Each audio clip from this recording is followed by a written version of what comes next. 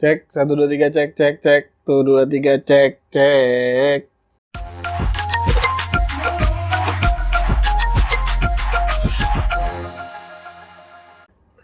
Halo guys, kita ketemu lagi nih di Ngoras ya. Sama ini kita udah berapa abad nih men kita ngomong-ngomong Wah, nih. kita dari semenjak awal pandemi kayaknya kita nggak ada video lanjutan lagi. Jadi kita akan mulai lagi untuk Mulai beraktivitas lagi lah untuk ngebahas hal-hal yang sedikit penting untuk kalian semua gitu kan. Iya. Tadi kan lo call gua nih, Hmm.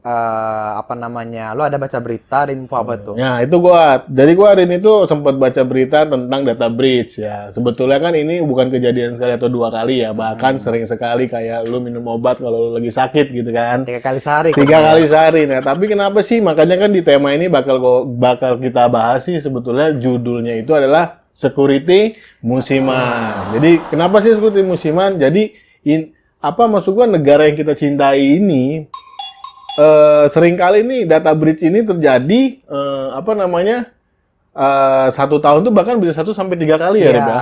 Jadi kayak misalkan isu itu kayak misalkan baru kejadian baru digoreng lagi gitu. Nah, itulah. Jadi seolah-olah kan lu nunggu ada masalah dulu baru lu siap gitu ya. Bukan baru siap info, dulu baru kan. apa Nah. gitu ya.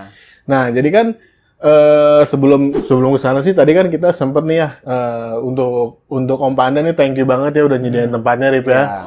Buat kita ngobrol atau ngurukidul lah untuk ngebahas si security musiman ini ya. Security musiman ini. Wow. Oh, nggak tadi masakannya Mas Panda tuh enak banget kan? Enak dong, gue suka banget tuh yang samyang ya. Samyangnya.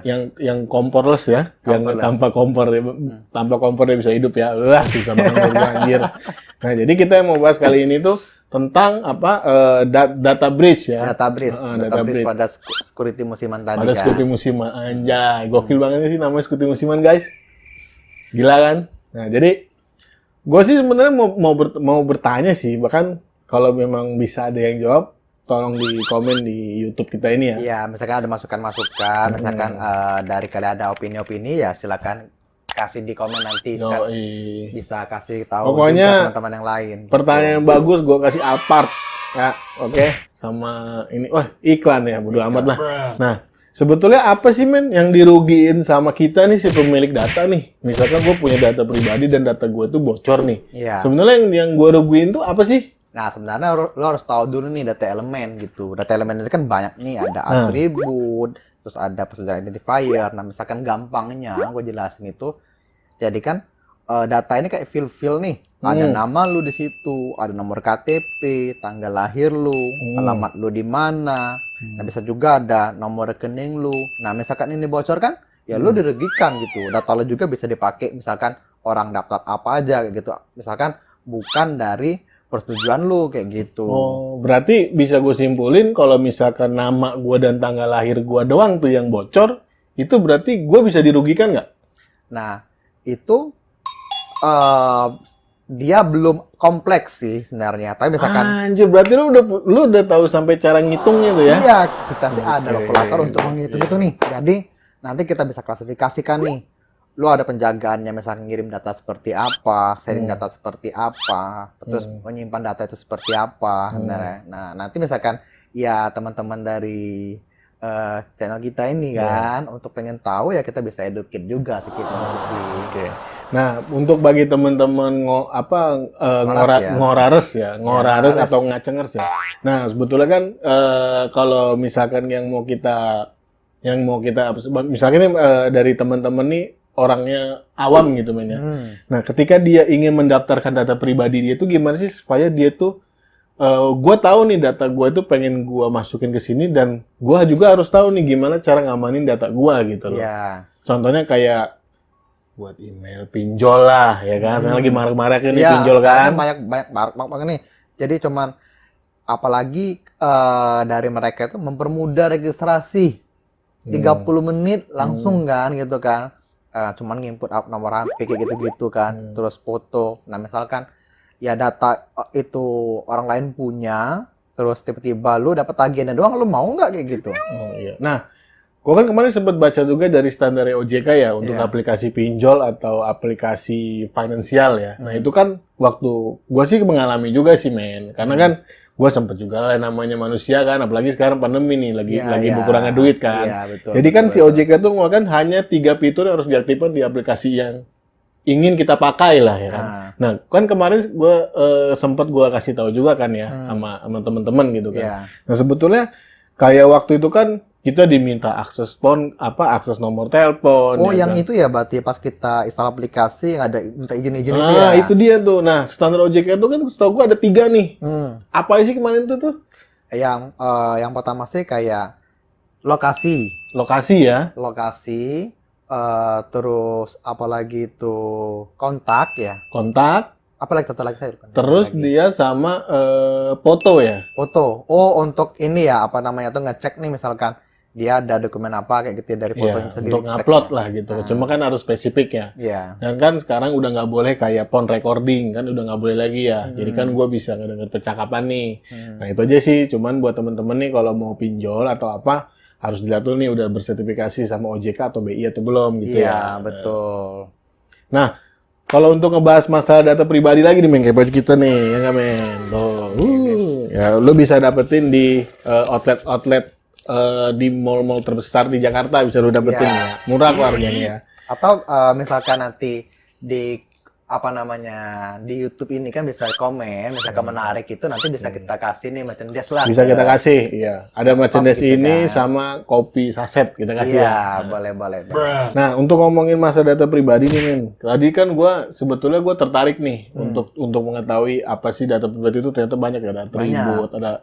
Nah, lu bisa ngitung bisa ngitung data itu, misalkan data privasi kah atau emang data yang boleh disebar kah? Itu gimana sih cara ngaturnya gitu? Nah, sebenarnya kan dari data elemen itu nanti kita bagi lagi nih apanya itu berdasarkan ada namanya data public, ada namanya data restricted, confidential, highly confidential seperti itu. Nah, misalkan data yang boleh di-share itu misalkan contoh ya alamat perusahaan, nama perusahaan. Jadi kan itu emang bisa berluaskan nih. Misalkan lu keep ya siapa yang mau tahu perusahaan lu kayak gitu kan. Berarti ada data konsum juga ya? Iya, ada data konsum juga. Jadi ada juga misalkan beberapa dokumen yang boleh emang di share nih kayak gitu. Misalkan kayak contoh dia itu. Nah, misalkan ini nih. Lo harus tahu juga nih, misalkan contoh kayak PII. PII itu kan misalkan data itu gabungan nih yang merujuk ke identifier orang, misalkan gitu. Jadi misalkan orang cuma tahu nama lu doang, ya nama kan di Indonesia kan banyak banget. Banyak banget, kayak nama gua, Kayak nama gitu lu kan. Iya, tapi misalkan digabungin sama kayak tanggal lahir, terus ada alamat lu, gitu kan. Iya, Jadi iya.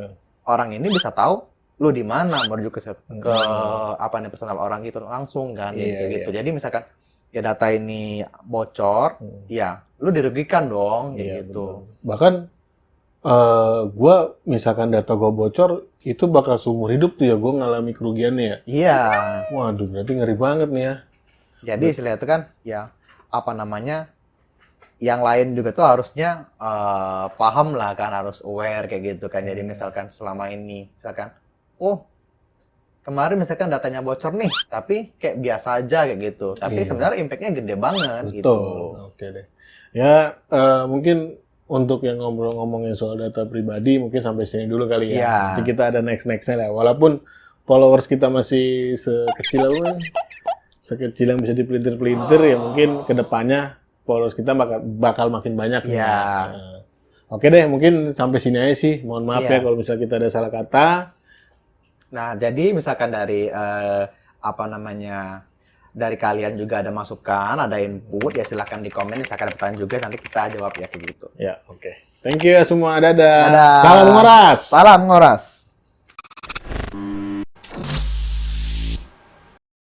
Ngomongin data proteksi lagi. Ngomongin data breach berulang kali terjadian.